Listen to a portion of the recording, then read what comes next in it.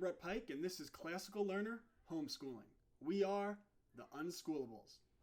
Today we're going to talk about how to introduce children to propaganda, a topic that is so important to parents and so important in a modern world in which, whether it's books, cartoons, TV shows, late night comedy, propaganda is everywhere.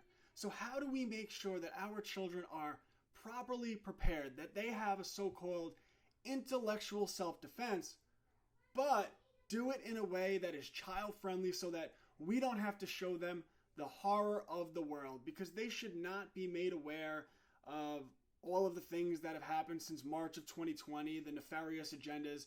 They're children. We have to let them be children, but we also have to prepare them so that they are strong, so that they can identify propaganda and they can protect themselves from narratives that are designed to take away their rights, subvert their liberty, and make them live a more challenging, difficult life. So, as many of you know, I'm the author of the Cubs to Bears children's book series. So I want to give you 3 concrete examples of how you can teach children about propaganda in a child-friendly way. In my book, The Right to Bear Arms, the news roosters, who in the Cubs to Bears universe, the news roosters represent the corporate mainstream media. I'll actually talk a little bit more about that with the next book. But in The Right to Bear Arms, the news roosters report of skunks going bazookas. And the animals chant, "Skunks are bad," and they chant, "A skunk with no stink can do no harm." And the skunks are so overwhelmed by the social pressure and the social shame that they face, they ultimately decide to surrender their stink voluntarily. And as the book goes on, the mountain lions would surrender their teeth, the boars would surrender their husks, the animals would all give up their defense. And later in the book, the news roosters would report of a bear attack against a bunny rabbit. But there's a lesson plan that comes with the book. And in the lesson plan, the children can see that the claw marks on the bunny rabbit are clearly from a cat, Charisma Cat, our book's primary villain, not from a bear claw. And the bears, they aren't as easily fooled as the other animals, and they refuse to give up their bear arms. And later in the book, when Charisma Cat attempts to take over the forest, the animals are left defenseless. The skunks have no defense. They're quickly overrun by Charisma Cat. But when she gets to the bear den, well, that's a different story, because the bears exercise their right to bear arms. So we are introducing to children how social shame is used to get people to voluntarily surrender their inalienable God-given rights. We are introducing children to a false flag attack in which the news media is taking an event, reporting something inaccurate about the event, and most of the animals are accepting that at face value. The bears, they think critically. Now, speaking of the news roosters, in another book in the Cubs to Bears series, Operation Mockingbird and the Church Committee, which is about the congressionally documented history of fake news, for those of you not familiar, in the 1970s, there were the Congressional Church Committee, and their investigation revealed that the CIA had paid corporate mainstream news journalists, the mainstream media, billions of dollars adjusted for inflation in today's money.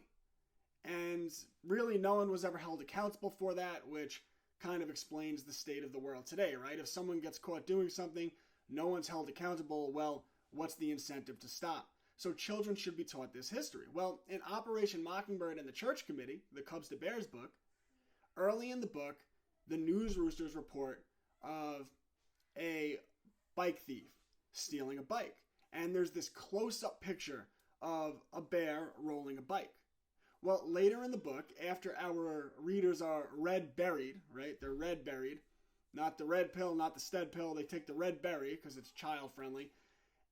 Later in the book, they are shown that same moment in time, but a wide-angle lens. And you could see that the bear is not stealing a bike. He's not a bike thief.